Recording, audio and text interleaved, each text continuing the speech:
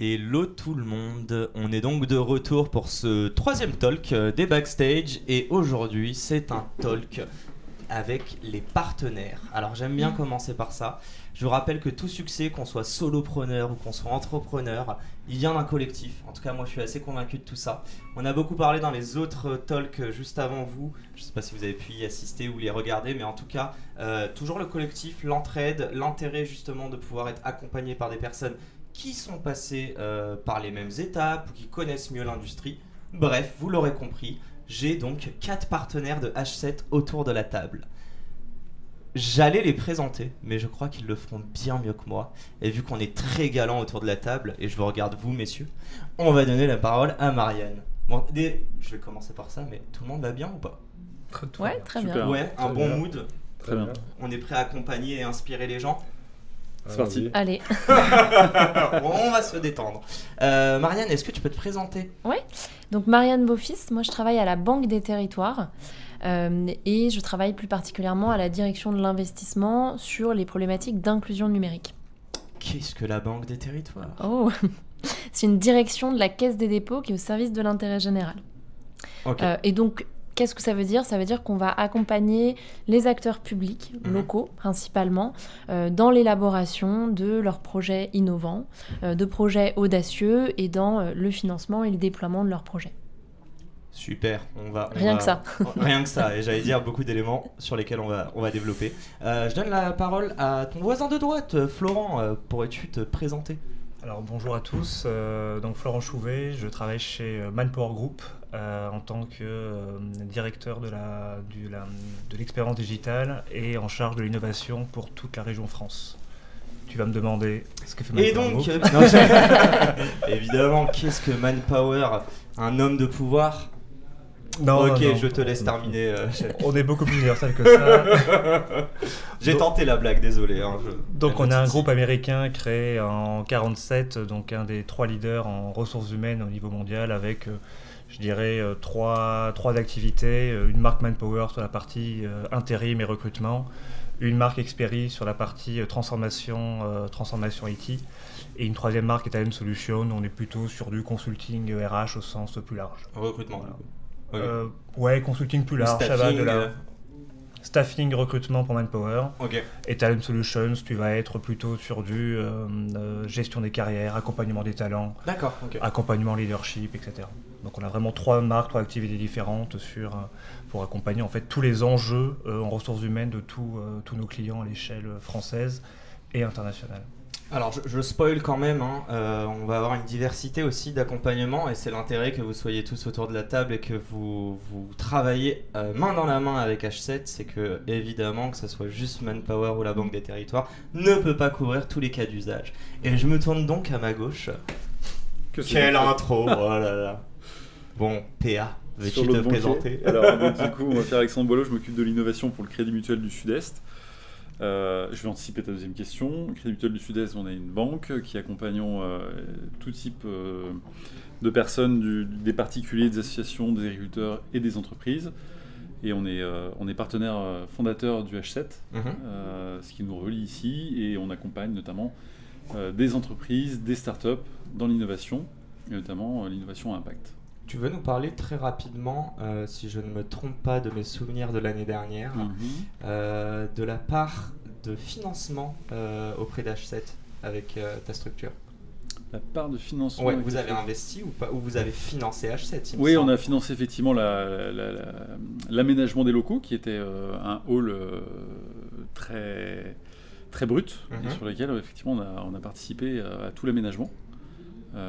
Donc ça c'est une grande réussite quand on voit le lieu aujourd'hui. C'est vrai que je pense que quand on est arrivé, il ne ressemblait pas vraiment à ça. Ouais, d'ailleurs pour ceux qui ne le savent pas, on est donc dans l'ancien lieu de Artifarty, qui est l'association qui a organisé entre autres les nuits sonores. Donc j'ai le plaisir de dire que j'ai foulé la scène où Laurent Garnier a joué ses plus beaux sets. Voilà, et merci à toi Pierre-Alexandre. Et enfin, le meilleur pour la fin ou pas? On va pas dire ça. Allez Redouane, à toi de te présenter s'il te plaît. Redouane Ouama, donc moi je suis responsable du service entrepreneuriat à la métropole de Lyon. Ok, c'est quoi la métropole de Lyon? La métropole de Lyon.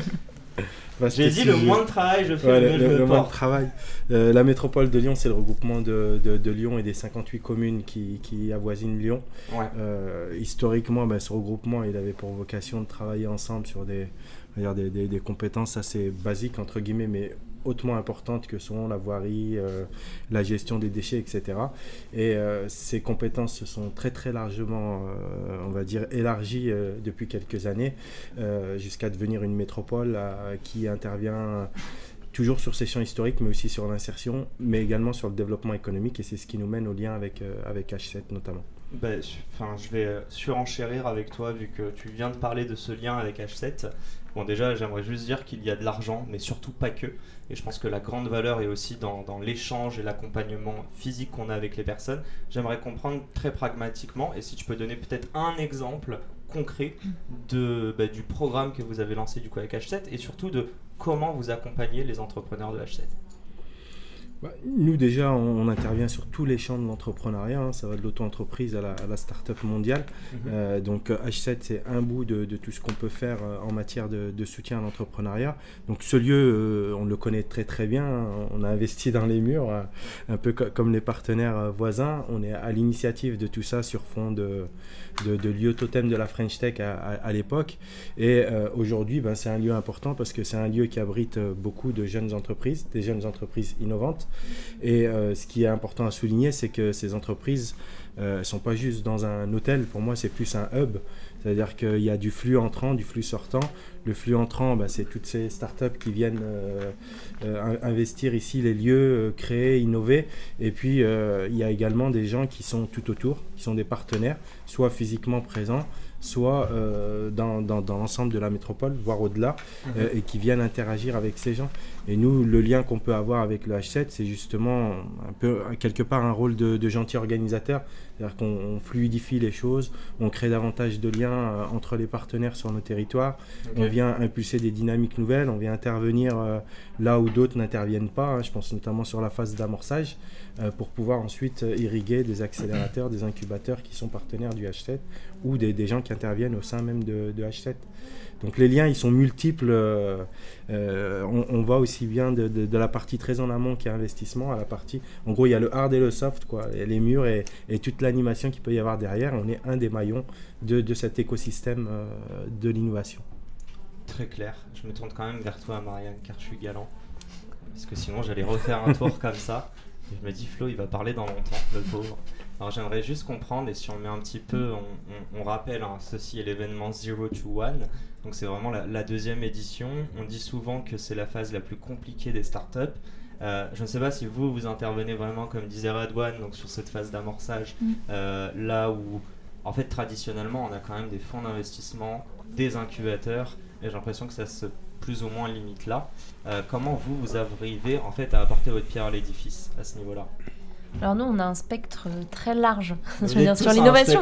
Alors, je vais pas expliquer tout ce qu'on fait parce qu'on a vraiment énormément de dispositifs, de véhicules, de financement. On fait pas que du financement d'ailleurs parce que on va aussi opérer, conseiller des acteurs. Mais sur la phase d'amorçage, on a... d'une part, on peut avoir des subventions directement pour des projets qui sont en construction. Par exemple, on avait un appel à projet qui s'appelait Numérique inclusif, numérique éducatif. On a accompagné 80 projets locaux à se construire avec des collectivités. Et là, sur l'amorçage, on a lancé récemment, avec H7 justement, un programme qui s'appelle 13M pour accompagner 8 structures de l'inclusion numérique dans leur passage à l'échelle.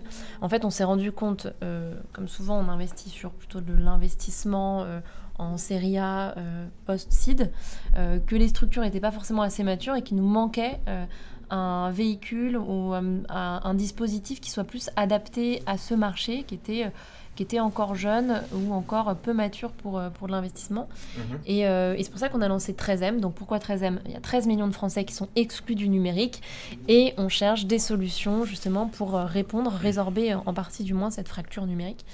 Et on s'est associé à H7 parce que nous, on a la compétence inclusion numérique, on a les fonds pour investir ensuite, mais on n'a pas la compétence pour accompagner les structures, les conseiller justement sur ces questions de RH, qui recruter, quand recruter, Sur leur modèle économique, on peut les conseiller un petit peu, mais on ne va pas aller aussi loin que va le faire H7, que vont les faire les startup managers de H7. Et puis ensuite, sur la partie commerciale et sur la partie, j'en oublie une, mais opération, voilà, structuration des processus.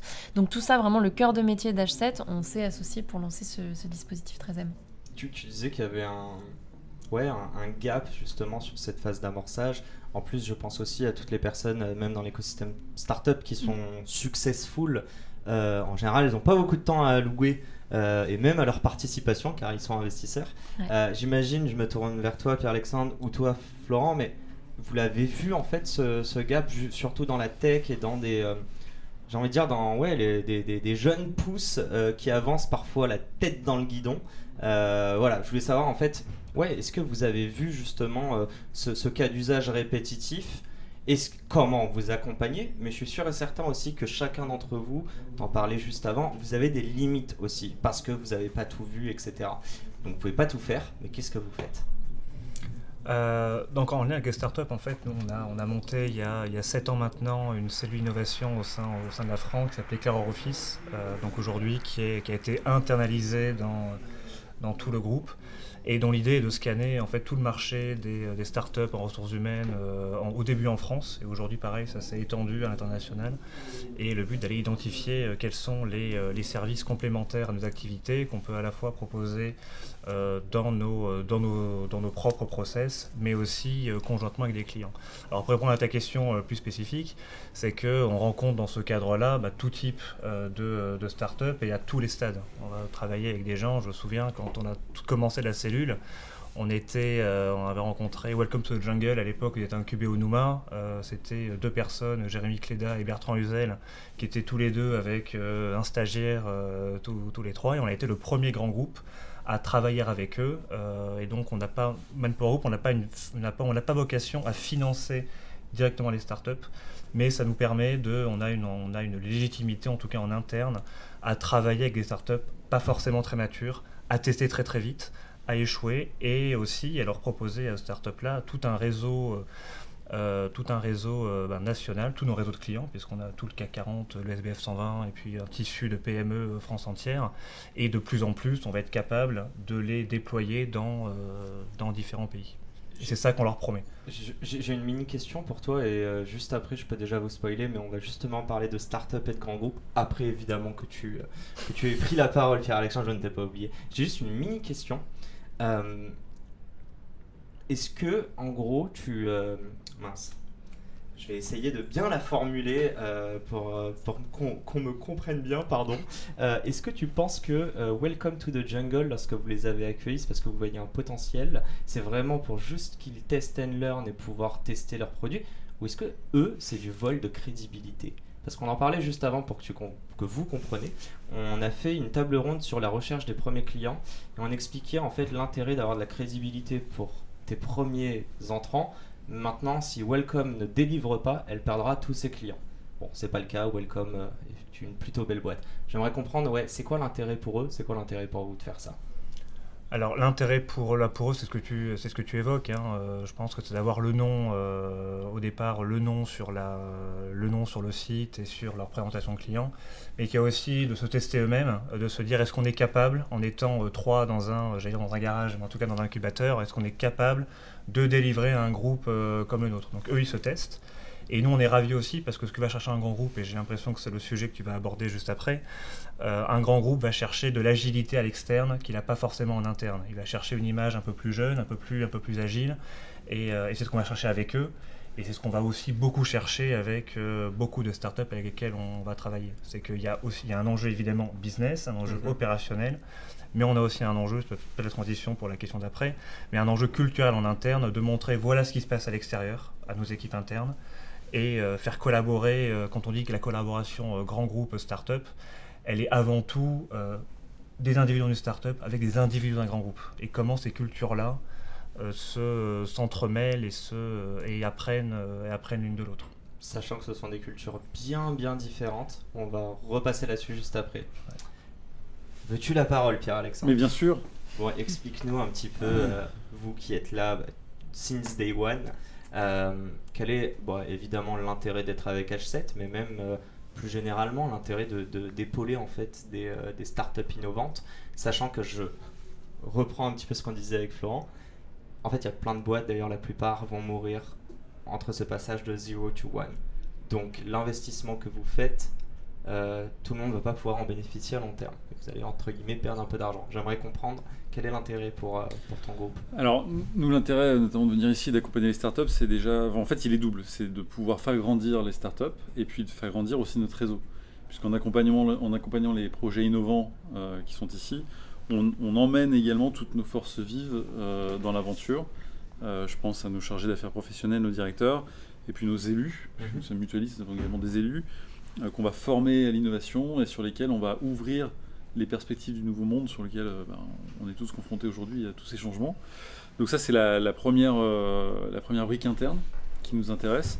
La deuxième, c'est de voir la façon dont on peut accompagner ces entreprises, puisque notre métier, c'est d'accompagner les entreprises sous un modèle, comme tu le disais, qui n'est pas forcément notre métier de capital risqueur et de venir financer des structures où il n'y a pas de chiffre d'affaires, où il n'y a pas de rentabilité. Et donc là, tout le jeu est justement du bon accompagnement de ces entreprises dans le conseil de notamment l'écosystème. Tu parlais tout à l'heure de gens qui ont la tête dans le guidon. Souvent, il y a des personnes qui ont une super idée, qui vont y réfléchir énormément, qui vont créer un beau projet et ils veulent se lancer. Et en fait, quand on discute avec eux, on se rend compte qu'ils l'ont imaginé tout seuls, ce projet.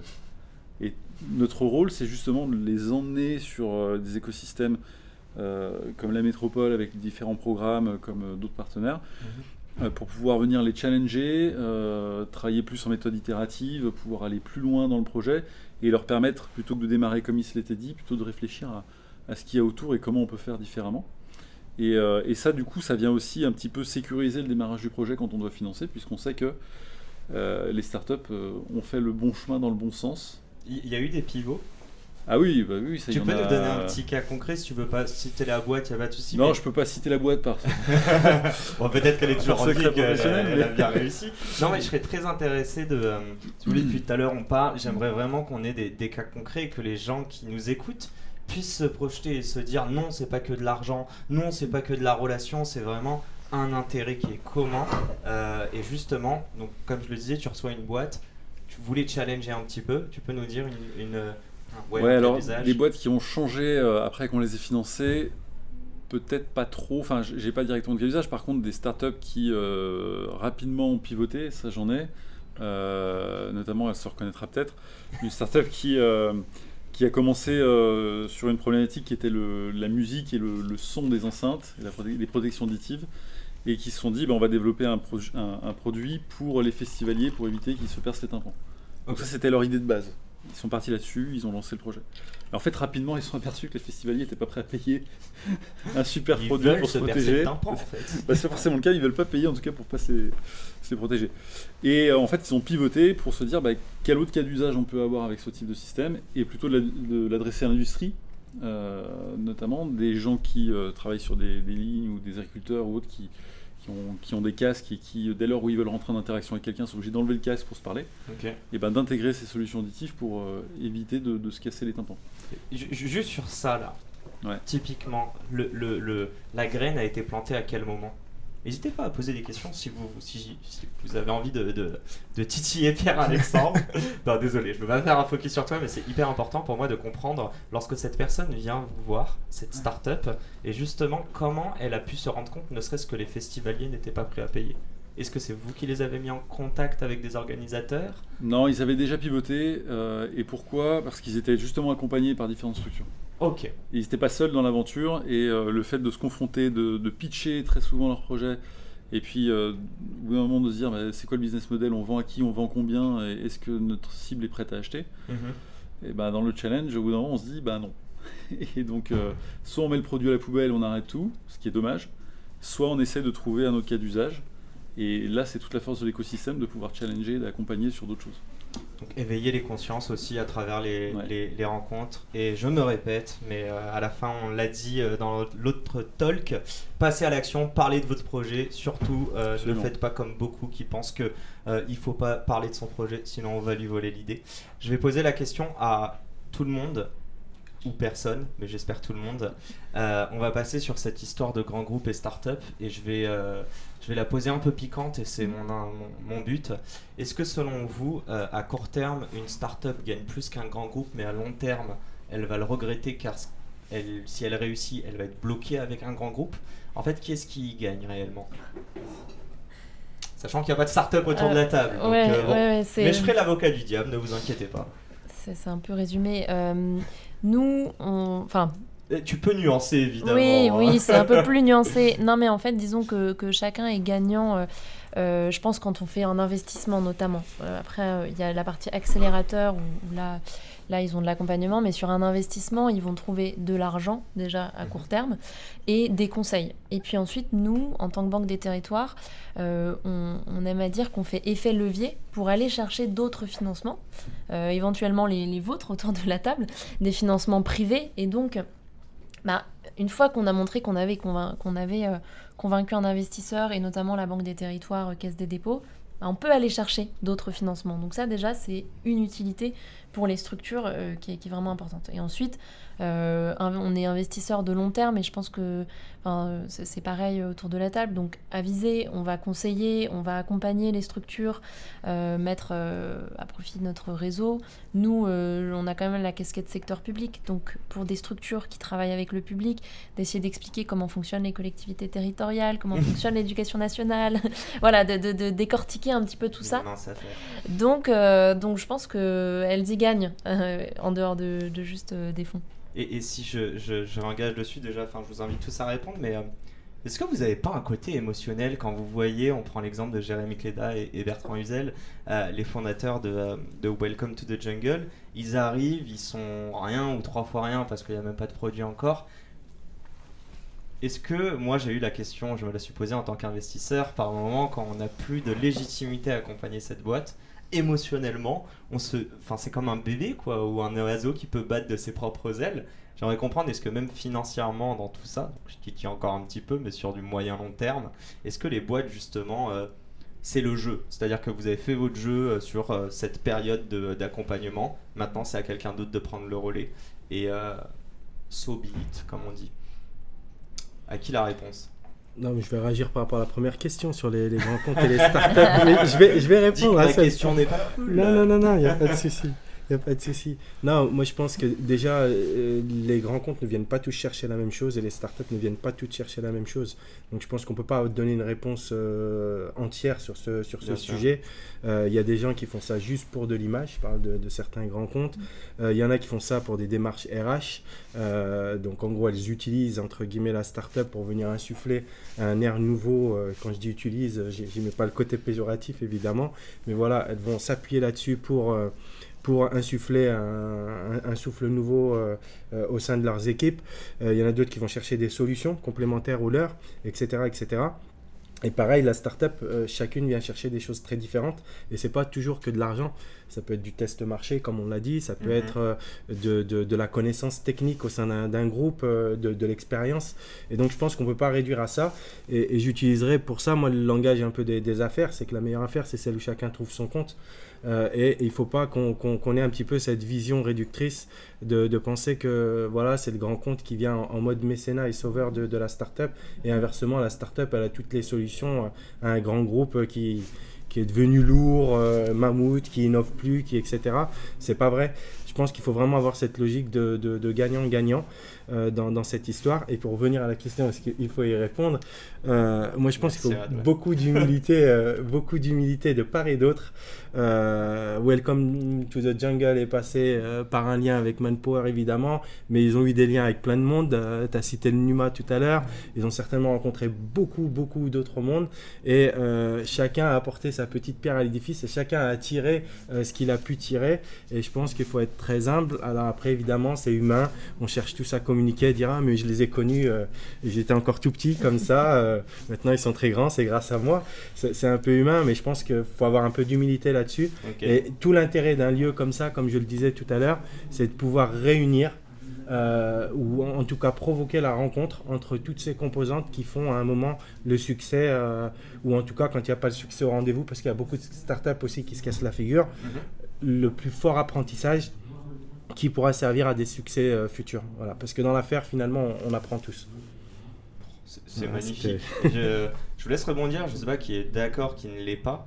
Mais déjà, j'aimerais savoir. Et surtout, est-ce que vous avez vu, malgré tout ça, des entrepreneurs ou des grands groupes avec qui vous travaillez, avec qui vous essayez de mettre en commun les startups, des gens qui ne jouaient pas bien le jeu, des gens qui n'ont pas compris cette culture du gagnant-gagnant? Bah, quand tu dis des gens, tu parles Là, je parle d'entreprises ou d'individus. d'entreprise, mais après on parle toujours à des personnes physiques en interne. Bah, c'est tout l'enjeu en fait. Quand tu parles d'une entreprise, ça veut rien dire. Une entreprise, elle est composée d'individus. Je parle chez nous, mais je pense que c'est partout pareil. Tu vas avoir des départements, voire des gens qui sont convaincus de la démarche et d'autres qui le sont moins.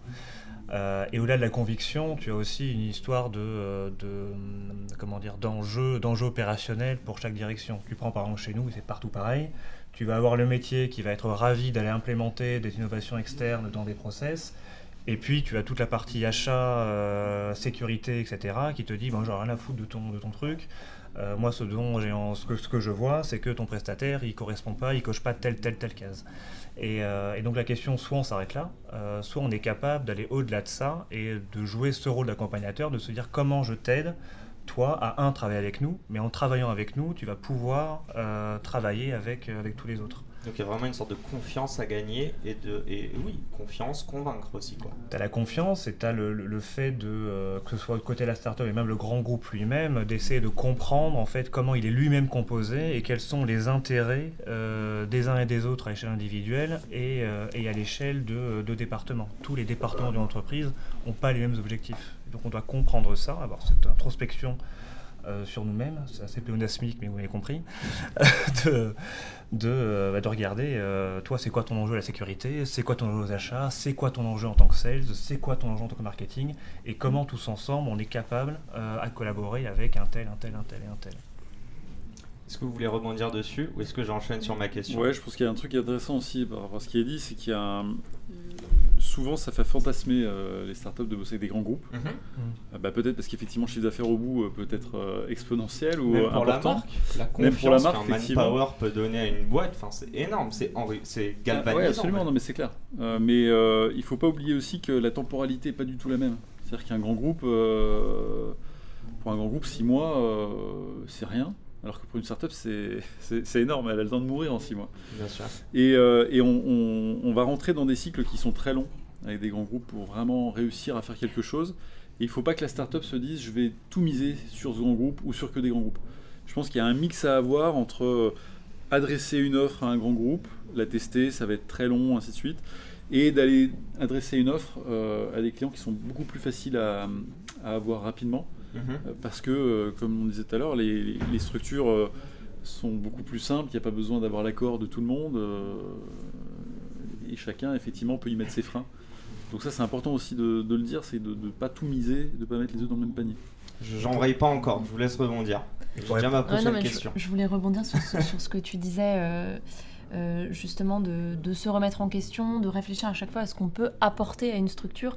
En fait, on ne va pas apporter la même chose à chaque structure et c'est vraiment un travail qu'on doit faire, là je pense avec la casquette investisseur, sur chaque structure se poser, réfléchir à ce qu'on peut apporter aux ponts qui peuvent être faits avec nos autres activités et aussi pour répondre à ta question de tout à l'heure, les structures avec lesquelles ça va le mieux marcher, c'est quand elles ont compris, en tout cas le dirigeant il a compris comment nous utiliser aussi et qui fait les ponts plus rapidement dans sa tête, qui va tirer les fils, qui va nous solliciter aussi parfois sur certains sujets et là ça peut aller loin, ça peut donner plein d'idées, générer plein de choses.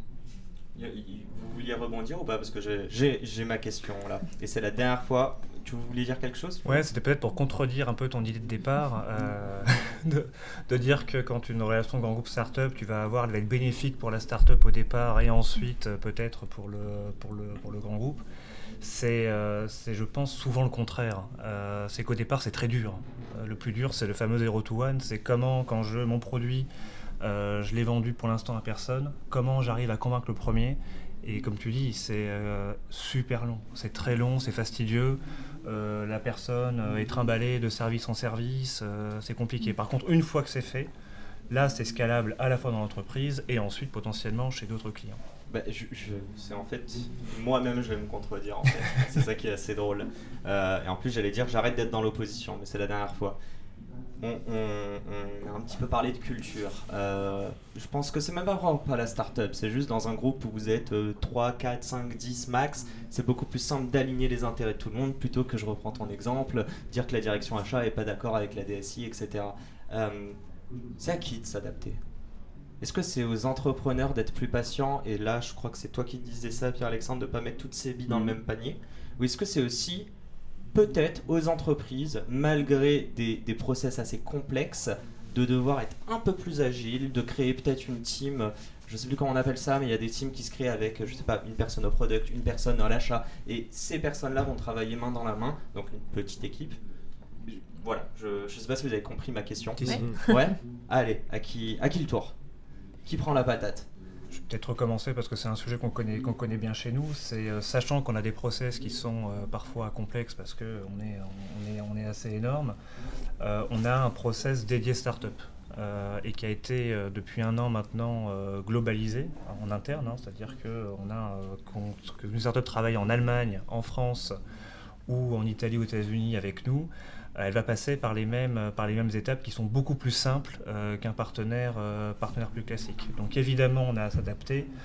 Dans l'autre sens, je pense que n'importe quelle start-up, en tout cas très vite, peut-être pas au tout début, mais très très vite, elle comprend qu'un groupe est constitué comme ça. Donc elle a déjà intégré dans son système de pensée que de toute façon, ça ne va pas être simple et ça ne va pas se signer en claquant des doigts. Donc c'est, comme tu dis, c'est les deux. C'est qu'en tant que start-up, je dois comprendre qui j'ai en face de moi. Et en tant que grand groupe, il y a une posture d'humilité à avoir. C'est pas le gros qui mange le petit, même pas qui mange, mais qui a une posture de c'est toi qui t'adaptes ou tu t'en vas. C'est pas du tout ça. Et nous, on a une culture où on est complètement à l'opposé de ça. Vous le dites aux entrepreneurs, ça? Est-ce que tu as des entrepreneurs parfois qui pensent que réellement un projet va aboutir à une mise en relation jusqu'à l'implémentation en peut-être, je sais pas, 1 mois? Ah bah c'est clair. Et je pense. Alors après, on a souvent le doute de savoir si c'est du. Non mais tu rigoles, mais c'est en fait je sais pas si c'est malheureusement heureusement très souvent le cas. Alors peut-être parfois un discours commercial. Ouais. Parce que nous, quand on est métier, on se dit on peut implémenter cette solution. Le type que tu as en face de toi va te dire moi je te le fais en 2 semaines. Donc on ne sait jamais s'il y croit vraiment ou si c'est parce que forcément si on a l'impression que c'est plus simple, on va plus travailler avec lui qu'avec un autre.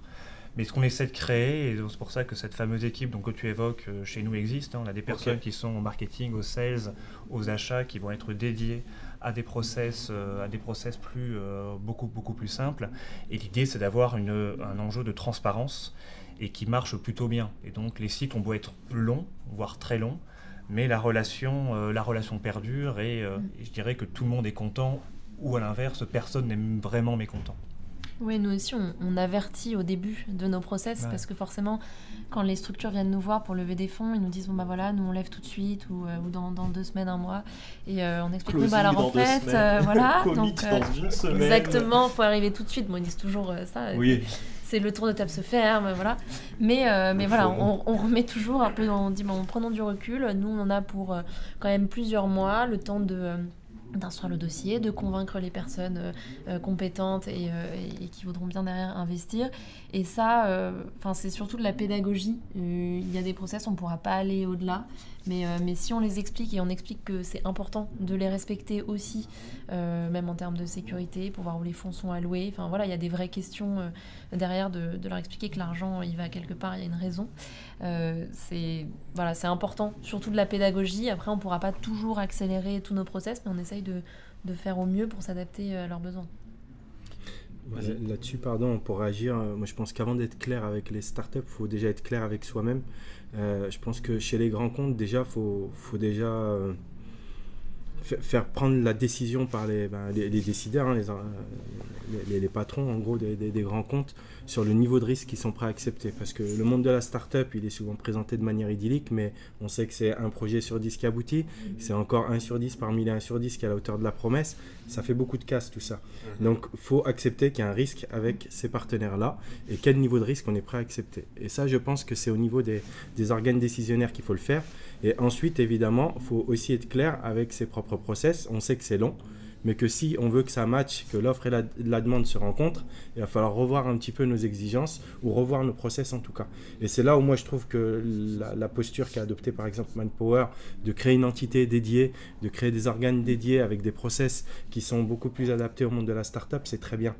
Et puis ensuite, pour revenir un petit peu à ta question des startups qui ne joueraient pas le jeu, là-dedans, il y a un petit peu de comédie dans tout ça, de part et d'autre, que ce soit chez les grands comptes comme chez les startups. C'est un jeu de séduction. Et la preuve, c'est que l'exercice qu'on ne peut pas louper dans ce monde-là, c'est le pitch. Et pour moi, aujourd'hui... De part et d'autre. Et le pitch, pour moi, c'est un peu la danse du ventre. On vient dire qu'on a le meilleur projet du monde. Voilà, mais le vrai pitch, c'est pas celui-ci. Pour moi, le vrai pitch, on devrait remettre au cœur de la machine le pitch commercial. Okay. C'est un peu la fameuse scène du vends-moi stylo du loup de Wall Street, quoi. C'est au lieu de palabrer, tu vends ça, ben vends-moi ta solution, montre-moi que ça marche, montre-moi que ça peut, et qu'on sorte un petit peu de ce côté un petit peu comédie pour aller vers les fondamentaux. Alors évidemment, ça n'enlève pas le risque, mais pour moi, retournons aux fondamentaux. Justement, j'ai ça depuis tout à l'heure dans ma tête. Comment tu le quantifies le risque? Parce qu'une boîte, ou du moins le fondateur qui vient te pitcher la boîte et qui présente super bien, bon bah je me dis, le risque tu le vois plus quoi. C'est pas pareil que d'avoir. Il y a des gens on le voit. Nous par exemple dans des programmes comme Lyon Startup, c'est un programme de formation, mais il y a un concours qui est un petit peu un prétexte. Donc c'est des gens qui sont très early stage, on est à la phase d'amorçage, et donc on vient les former à l'entrepreneuriat tout simplement. Mais il y a un concours qui est un peu un prétexte, et ce concours il valorise 3 ou 4 projets à chaque édition. Quand on regarde après coup, c'est pas toujours ceux qui ont réussi le concours qui ont réussi leur activité. Pour moi, ça dit tout. C'est-à-dire que ceux qui ont réussi, c'est ceux qui ont réussi à vendre leurs solutions, qui ont vendu leurs produits, leurs services. Ceux qui ont bien pitché leur projet, ils l'ont très bien pitché, mais derrière, ils n'ont pas forcément vendu. Et c'est là où je pense qu'il faut que les règles soient claires. C'est-à-dire que si Manpower cherche des solutions innovantes à l'extérieur, il attend quelque chose de concret. Et pour moi, c'est là où Manpower doit être clair avec lui-même. C'est quelle solution concrète je cherche. Et en gros, est-ce que la solution que me propose cette startup, elle répond à mon besoin, ou est-ce qu'il est très sympa, c'est super cool, ça va faire beaucoup d'images. C'est pas la même attente. Voilà. Après, il n'y a pas que de l'image. Et pour revenir à ta première question de tout à l'heure, c'est est-ce qu'un grand groupe doit se transformer ou doit changer, doit être plus souple, doit s'adapter. Je pense que c'est pas possible du fait qu'il est grand groupe parce qu'il a été comme ça. S'il n'avait pas été comme ça avec toute cette structuration, il ne serait pas devenu grand groupe. Il aurait certainement explosé ou se serait arraché. Voilà. Dû au nombre d'employés que tu as, quoi. Ouais, et souvent en fait j'ai l'image du gros paquebot, c'est-à-dire que la startup ça va être le petit jet ski et le grand groupe c'est le gros paquebot. Pour changer de cap c'est facile, hein, le capitaine il tourne la barre, que ça soit dans le petit bateau ou dans le gros. Sauf que la mécanique derrière pour faire bouger le gros bateau, elle est hyper complexe. Et même si tu veux le faire tourner plus vite, et ben tu peux pas. Et c'est pas un problème d'envie, c'est un problème de structure. C'est que pour emmener tout ce monde et pour faire ce que tu fais très bien, tu es obligé d'avoir cette rigidité. Après, effectivement, il y a toujours l'ambition, le rêve aussi des fois de pouvoir arriver plus vite à faire des choses qu'on n'arrive pas à faire. Et je pense que ce qui peut parfois bloquer dans des grands groupes, c'est d'avoir la vision du coup d'après. C'est-à-dire qu'on a tellement de sujets qui sont chauds, qui sont importants tout de suite maintenant, qu'on a du mal à voir, et ce qui arrive très bien à faire les startups, c'est de voir le coup d'après. Quelles sont les problématiques vraiment importantes d'un panel, d'un marché assez important pour réussir, auquel les grands groupes n'ont pas pu le voir, parce qu'encore une fois, quand tu es en haut de ton gros bateau, tu n'as pas la même vue que dans ton petit bateau où tu vois beaucoup plus les vagues arriver, quoi. Okay. Donc voilà, il y a ces deux choses-là, en fait, le virage et en même temps la perspective qui n'est pas la même. Vous voulez rebondir dessus? Sinon, je vais aller sur une question assez philosophique que j'adore poser à mes invités. Et je trouve qu'elle s'y prête extrêmement bien. Qui suis-je? Non, la question est très simple. Est-ce que vous pensez que chaque relation professionnelle, quelle qu'elle soit dans votre prisme, et professionnelle, hein, je dis bien, est-ce qu'elle commence forcément par un intérêt?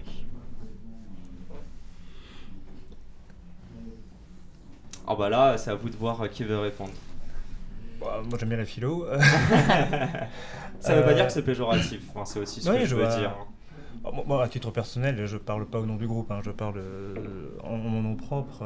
Moi, j'en suis convaincu, et je le suis encore plus convaincu pour le coup dans les relations business. La question, c'est c'est par intérêt, comme tu dis, c'est pas péjoratif, c'est quel est l'intérêt et quelle est la taux de transparence, c'est quoi finir ton intérêt, et surtout ne pas gêner et être en contradiction avec l'intérêt de l'autre. Et donc c'est même plutôt sain de comprendre son propre intérêt, d'avoir ce regard sur soi-même, se dire attends, c'est quoi mon intérêt, qu'est-ce que je vais chercher en allant travailler avec telle ou telle start-up, et en ayant en même temps conscience quel est l'intérêt et que va chercher telle start-up, parce que toutes les start-up à l'inverse n'ont pas les mêmes intérêts, ce qu'on a vu au tout départ de la conversation, et comment on arrive à faire converger ces intérêts-là. Mais comme tu dis, il n'y a rien de péjoratif là-dedans, et c'est même plutôt sain. Parce que sans intérêt, ça n'a aucun intérêt d'aller collaborer avec Pierre, Paul ou Jacques. Mais l'intérêt, je suis assez d'accord, oui, ça commence par l'intérêt, mais c'est presque, c'est la condition nécessaire, mais absolument pas suffisante, quoi. Il faut qu'il y ait cet intérêt commun pour un sujet, pour un projet.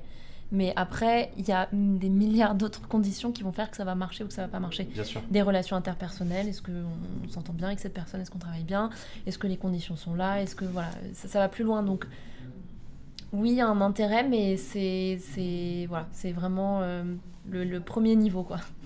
Vous en pensez quoi, vous ? Moi là-dessus, je dirais que c'est pas du tout malsain qu'il y a un intérêt de part et d'autre.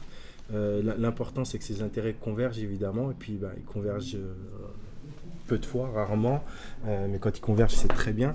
Et je pense qu'il faut multiplier les rencontres justement avec un intérêt malgré tout, mais que c'est en multipliant les rencontres qu'on va finir par générer un intérêt qui n'est peut-être pas celui qu'on avait imaginé au départ. Et c'est ça qui est magique dans ce monde-là. Et c'est là où justement des lieux comme celui-ci, où on vient voir Manpower parce qu'on a un intérêt, et puis au final on tombe sur X ou Y, Z autres partenaires, et on arrive sur autre chose. Et là je renverrai... Ouais, mais c'est pas que la sérendipité. Moi je renverrai au fameux discours de Jobs là, sur le connecting the dots. Ça résume tout. Je trouve que ça rejoint aussi le truc de 1 + 1 = 3. Je sais qu'on l'utilise beaucoup dans l'écosystème, mais même là, en fait, on se dit qu'il y a un intérêt de la partie A et la partie B. Et en fait, sans s'en rendre compte, on va créer la partie C qui est commune et on va servir peut-être un peu plus. Je sais pas si toi, tu as aussi d'autres... Enfin, si tu es d'accord ou si tu as d'autres choses... Je suis d'accord, effectivement, mais j'apporterais peut-être une nuance sur le fait qu'on fait souvent de belles rencontres par hasard. Et en fait, l'intérêt ne doit pas gommer la partie hasard, où des fois on rencontre une personne qui n'a rien à voir avec notre écosystème. Ça peut être dans des escaliers, dans un ascenseur où il se passe quelque chose d'incroyable. Et des fois, effectivement, l'intérêt vient aussi de choses sur lesquelles on ne s'attend pas. On fait des belles rencontres et souvent ces belles rencontres elles viennent un peu changer notre vision des choses. Et c'est un peu un mix de tout le monde, hein, mais c'est vrai que des fois d'être trop focus sur ce qu'on veut, on oublie aussi de s'ouvrir aux autres. Et de tomber sur quelqu'un. Si tu fais un exercice très simple, tu prends le pitch de n'importe quel entrepreneur à succès, entre guillemets. Moi je te donne pas 10 secondes pour qu'il parle d'une rencontre, et c'était pas une rencontre qui était voulue entre guillemets. Très souvent c'était j'avais pas prévu, c'était pas du tout ce que je pensais, et blablabla et blablabla. Mais en faisant l'exercice, je me suis amusé un peu à le faire, 9 fois sur 10 c'est ça. Donc est-ce que tu trouves pas que ces gens là dans ce cas là, et ça corrobore un peu ce que tu disais, qu'en fait ils sont ouverts d'esprit, qu'ils sont curieux, parce qu'on parle d'intérêt, mais la curiosité est un énorme intérêt quand même. C'est juste en apprendre plus pour les gens. C'est être ouvert. Ouais, ça va être ouvert. Ouais. Ok. Il nous reste 2 petites minutes et j'ai quand même envie, et on va dépasser de 1 petite minute, et j'ai quand même envie de vous poser la question. Non mais ça va Sylvain, on peut dépasser. Allez, parce que la régie me fait des gros yeux. Est-ce que vous pourriez Alors, je sais pas à quel point vous pouvez être transparent, mais là vous avez tous lancé vos différents programmes d'accompagnement. J'aimerais qu'on fasse un petit point d'état des lieux à 2023. C'est 2 cas de figure. Soit vous me donnez quelques chiffres en termes de boîtes accompagnées et combien sont encore en vie et comment vous les avez accompagnées. Soit si vous préférez prendre un cas d'usage très précis de la boîte est rentrée de cette manière et aujourd'hui elle en est là. Et entre-temps, j'imagine que c'est vous qui avez apporté votre pierre à l'édifice. Donc là c'est le moment de petit exercice de promo tout le monde. Je peux reprendre la main, j'ai l'idée en tête. Nous on a créé un concours qui s'appelle 4S, on accompagne des entreprises innovantes. Là on a 10 candidats qu'on va accompagner, c'est déjà la 3e édition qu'on fait. Okay. L'idée elle n'est pas de générer du business, mais forcément quand on a des coups de cœur comme tu le disais tout à l'heure, forcément derrière l'intention elle naît et on a envie d'aller plus loin avec elle. Et donc ça va faire cette année les 12e lauréats qu'on va accompagner. Et sur les 12, alors il y en a qui étaient très early, qui ont arrêté le projet, okay. Mais la globalité on les accompagne toujours. Donc combien sont encore vivants, si tu peux nous dire? On en a 10. Ouais, il y en a Ok, que 2 d'accord. qui ont arrêté. Ouais. Est-ce que tu aurais pu faire quelque chose de différent sur les 2 qui ont arrêté? Non, je pense qu'ils n'étaient pas prêts à passer le cap du dessus, ou alors l'idée était trop importante par rapport à ce qu'ils étaient capables de fournir ou de donner en termes de ressources et de temps. Très clair. 4S, je vais parler de 13M, je pense. Parce qu'on est à H7, je sais pas si c'était en partenariat avec H7 ou pas. Ouais, en plus. Ouais, c'est ça, donc il y a un truc avec les chiffres. Donc nous, on a lancé, ce que je disais, on accompagne 8 structures de l'inclusion numérique dans leur passage à l'échelle. Là, on en a choisi 4. Je n'ai pas le recul encore nécessaire parce que ça fait 4 mois pour vous dire si elles se sont pas encore écroulées. Donc là, ça marche bien. Donc non, ça fonctionne bien. Sur la partie inclusion, tu vois des choses sur la par partie exemple inclusion numérique, on voit surtout que le fait d'avoir fait se rencontrer les 4 structures, ça génère plein d'idées et ça, c'est hyper positif, dont certaines qui connaissaient pas forcément très bien le secteur. Et on aura une deuxième promo à l'année prochaine, début 2024, de 4 autres lauréats. Et là, on pourra voir, en effet, si elles ont progressé ou pas, nos 4 premières structures. Et puis nous, derrière, on a quand même une volonté d'investir potentiellement dedans. Donc ce sera aussi vous avez un peu vous traquez un peu la performance, ils vous rendent des comptes, comment ça se passe? Ouais, alors nous aussi, on regarde beaucoup l'impact extra-financier. L'impact financier, c'est une chose, mais derrière, on regarde l'impact extra-financier. Là, on fait une mesure d'impact sur l'accélérateur, donc pas uniquement sur leurs chiffres, c'est-à-dire chiffre d'affaires, tout ça. Oui, on va regarder, mais on va regarder ce que ça a pu leur rapporter. Donc ça, pareil, on échange toujours avec eux sur leurs attentes du début.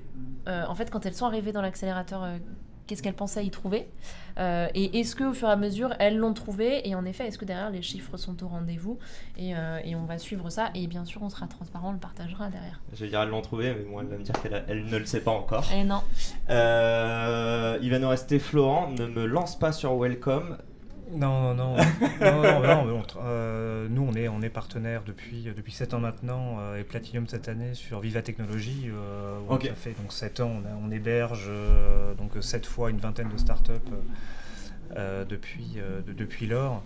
Avec à chaque année des challenges sur des thématiques clés qui ne sont pas forcément 100% liés avec notre business. On ouvre un peu le scope pour justement aller chercher des innovations qui sont pas forcément liées au RH. Et pour répondre à ta question, aujourd'hui on travaille en France avec une quarantaine de startups sur ces 7 dernières années, avec qui on a, donc sur les 150 avec qui on a été en contact. Je pense qu'on a une quarantaine avec qui on travaille, et je dirais qu'il y en a une dizaine avec qui on a des relations extrêmement fortes. Et je confirme, ça me revient à l'esprit, je crois qu'en 2018 j'étais à Vivatech sur le stand de Crème de la Crème, ça te parle ou pas? Oui, très bien. Chez Manpower. Et ben voilà. Un stand gratuit. Donc on s'est vu. Parce que de j'étais loin, aussi. je venais de commencer, donc franchement je faisais pas le malin comme aujourd'hui. Et le meilleur pour la fin, toujours pas. Ouais, toujours, hein, tu vois. la crème de la crème. Bon, c'est toi qui va terminer ce talk, Redouane. Ouais. Nous, on fait beaucoup de choses, et évidemment, on est impliqué dans beaucoup de programmes. Moi, j'en citerai 2 très rapidement. Lyon Start, du moins les startups, comme je l'ai dit, il y a beaucoup de casse entre guillemets, donc je pense qu'il faut un peu élargir, on va dire, l'entonnoir à la base. Et pour moi, il y a un programme phare sur notre territoire, c'est Lyon Startup. On forme les gens très en amont. Voilà, donc là, on en est à la 14e édition, si je ne me trompe pas. C'est plus de 1500 projets qui sont passés par ce programme. Et pour moi, c'est une très belle école de l'entrepreneuriat tout court. Et là, on y trouve des idées innovantes sous toutes leurs formes, techno, pas techno, sociales, impactantes, pas impactantes, etc. Donc ce programme, moi je trouve qu'on peut être fier d'avoir ce programme sur ce territoire. Il est adossé à la French Tech aujourd'hui. Et ensuite, nous on essaie d'avoir aussi une approche très pragmatique. On préfère avoir des résultats concrets, immédiats, et pas forcément à chercher ce qui brille et ce qui fait parler parce que c'est techno, parce que c'est ci ou ça. C'est super important de le faire. Et donc par exemple, moi je pourrais citer un autre programme à l'opposé. C'est un truc plutôt de bon vieux père de famille, je le dis comme ça. C'est pas des activités qui brillent forcément, mais ça marche et c'est rentable. Quand je dis rentable, c'est rentable pour notre territoire. Je prends le programme qui s'appelle Pépite. On accompagne des boîtes qui font 3-4 millions d'euros de chiffre d'affaires, rentables, indépendantes capitalistiquement, et qui sont encore en croissance. Et donc là, on vient nous juste apporter un petit coup de pouce. Et on a fait l'exercice au terme de 10 ans de programme. C'est un peu moins de 100 pépites qui ont été labellisées. C'est 1 milliard d'euros de chiffre d'affaires sur l'année 2021. C'est des entreprises qui sont toutes rentables. C'est 93% de taux de pérennité à 10 ans. 93 ouais, à 10 ans. Et des boîtes qui s'impliquent énormément sur le territoire. Et quand je dis s'impliquent, je ne parle pas de chiffre d'affaires, je ne parle pas d'impôts payés, je parle de mobilisation, d'investissement auprès des entrepreneurs, mais pas que, auprès du tissu territorial. Et ça, pour moi, c'est, voilà, si je prends un langage d'entrepreneur, c'est sans doute le produit le plus rentable de tout ce qu'on peut faire en matière d'entrepreneuriat sur ce territoire. Je vous remercie à vous 4 d'être venus présenter vos différents programmes. Je vous remercie aussi au nom d'H7 de les soutenir. Et je vous remercie au nom de tous les entrepreneurs pour ce talk et évidemment de les soutenir à travers vos différents programmes. Vous l'aurez compris, vous avez besoin d'argent, d'accompagnement ou tout simplement d'ouvrir un peu vos chakras et discuter d'entrepreneuriat. Je pense que tout le monde autour de la table, moi le premier, seront ravis d'échanger avec vous. Donc n'hésitez pas à nous contacter. Et on se retrouve dans quelques minutes vu qu'on a pris du retard pour l'avant-dernier talk. À très vite. Merci. Merci, au revoir. Merci.